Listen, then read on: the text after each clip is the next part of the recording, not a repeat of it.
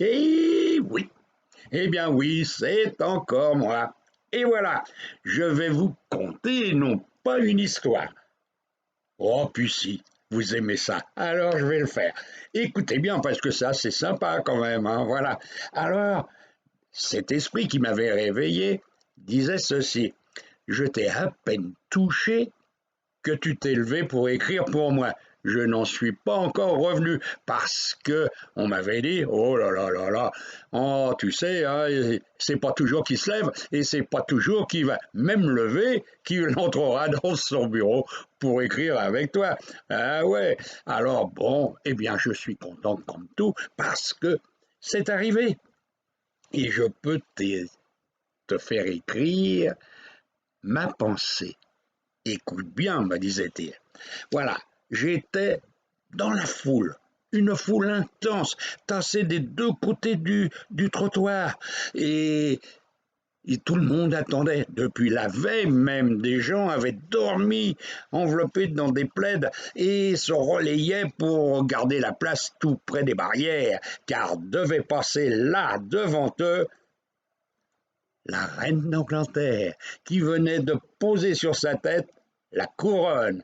C'était il y a quelques années de cela. Oui, et moi j'étais parmi eux. Et je regardais, des, essayant de trouver parmi eux la poule aux odeurs. Mais non pas la poule qui court dans les rues, t'exagères, me disait l'esprit. Oui, ouais, t'exagères. On m'avait dit que t'avais de l'humour, mais laisse-moi, tu me déconcentres. Voilà. Alors donc je regardais dans cette foule amassée là devant moi, autour de moi, et qui attendait la reine. Moi, je scrutais parce que je regardais. Mais non, je suis pas un policier. Non. Oh, t'es pénible, mon frère, hein, avec ton humour. Bon, allez, je continue.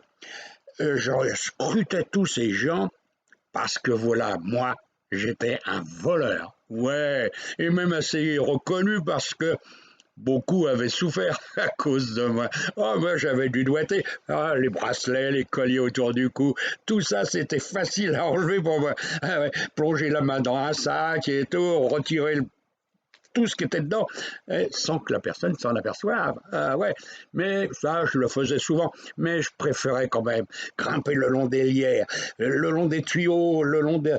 Là, pour pénétrer par une fenêtre, ah, c'était génial.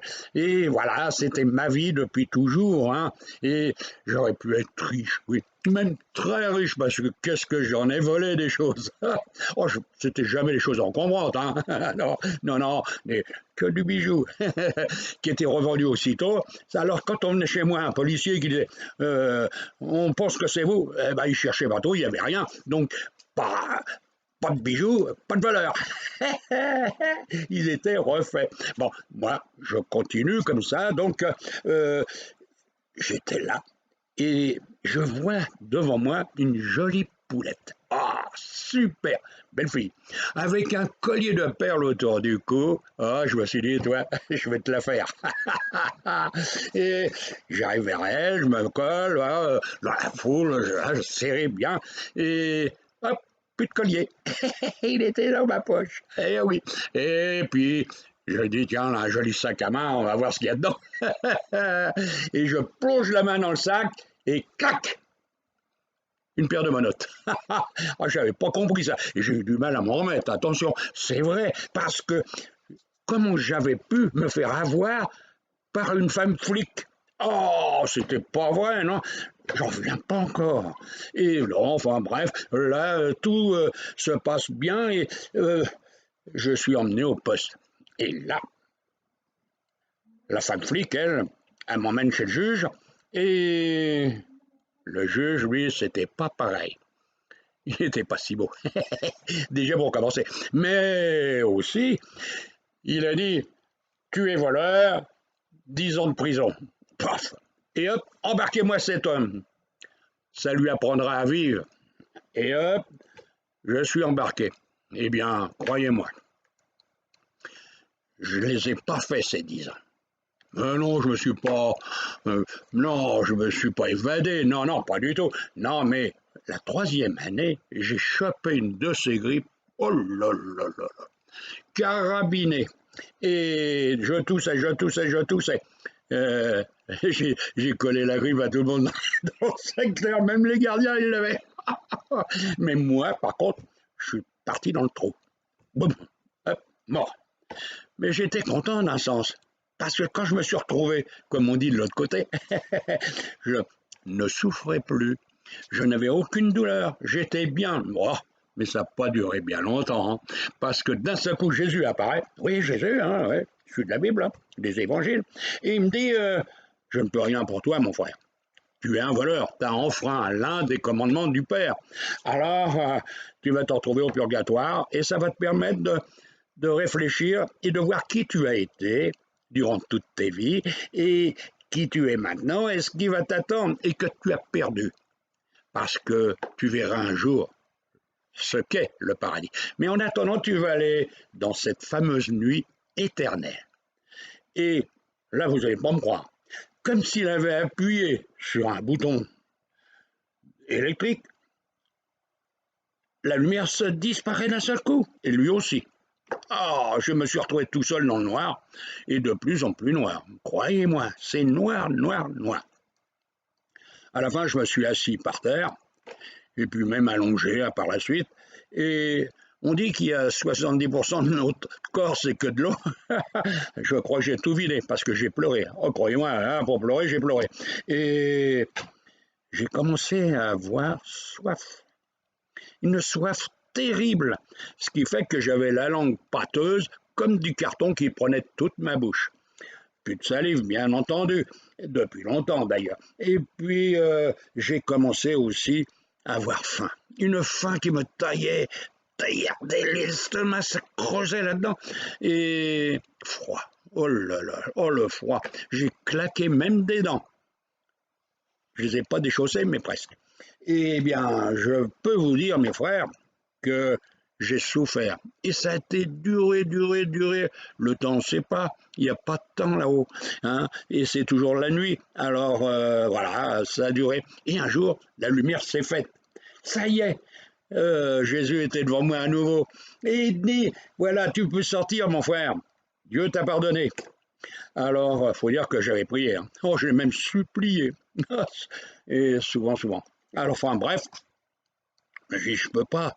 J'étais coincé, bloqué, torturé dans tous les sens du corps et je ne pouvais même pas me lever.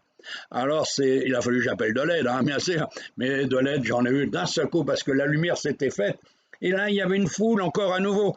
Mais c'était tous ceux en qui je reconnais ceux avec qui j'avais vécu une vie, des fois plusieurs même. Oui, ils étaient tous là et ils m'ont aidé et voilà, et le temps a passé. Et maintenant, eh bien, je vais te dire une chose. J'ai préparé une vie, mais cette vie avait totalement différente. Oh, je ne serai plus voleur, c'est fini. Au contraire, j'ai décidé, lorsque j'aurai 16 ans, que je viendrai suivre Jésus dans son périple autour de la terre. Ouais, parce que à cette époque-là, il va suivre, avec une foule encore derrière lui, comme il y a 2000 ans, eh bien, il va suivre la voie que Dieu lui a donnée. Alors, je l'aiderai aussi. Enfin, je l'aiderai, c'est une façon de parler. Je le suivrai plutôt. Et là, d'un moment à l'autre, ma mère future va rencontrer mon géniteur. Eh oui, ça y est, ils sont là, un jour ou à l'autre. Hein. Et eh bien, je vais vous dire une chose, je lui tire mon chapeau à cet homme. Et la première nuit qu'ils vont passer ensemble, ah là, excusez-moi, mais la première nuit qu'ils vont passer ensemble, le chapeau, il l'aura oublié. C'est pour ça que je vais naître. Allez, bon, vous avez compris, je vais être là, dans peu de temps. Enfin, 16 ans maintenant. Alors, je vais vous dire au revoir. À bientôt. Peut-être qu'on se reverra. Allez, au revoir. Eh bien, voilà. Et oui, vous avez vu, ah, c'est un engin ce type, super sympa. Oh, de temps en temps, ça fait rire. Et moi aussi, j'ai bien rigolé. Allez, je vais vous dire au revoir, à bientôt, hein. Et puis, dans d'autres circonstances. pas toujours marrantes, hein, parce que, comme il disait, hein, là, il va y avoir des tremblements de terre, il va y avoir tout ça, ça va pas être marrant à vivre. Hein. Oh là là là là. Bon, je vous laisse respirer, rester dans le sourire et la joie et l'amour. Allez, au revoir.